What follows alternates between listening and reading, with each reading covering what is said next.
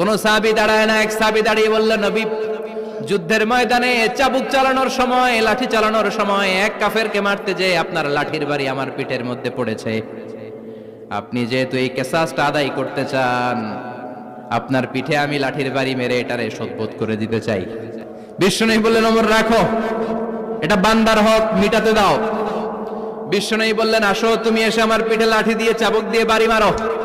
সাহাবী বলে, ও নবী, তখন দুর্ভিক্ষের সময়ের যুদ্ধ ছিল, আমাদের গায়ে জামা ছিল না।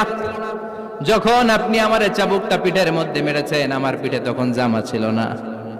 আপনি যদি যথা নিয়মে কিসাসটা আদায় করতে চান, আপনার জামাটা খুলেন, খালি পিঠের মধ্যে বাড়িটা মারিস। বিশ্বনবী উনার জুব্বাটা উপরের দিকে উঠালেন, পিঠের মধ্যে বাড়ি দেওয়ার জন্য ওই সাহাবীকে ডাকলেন। ওই সাহাবী বিশ্বনবীকে পিছন দিক থেকে জড়িয়ে ধরে ওই মোহরে নবুয়তের মধ্যে চুমু দিয়ে ফেলেছে।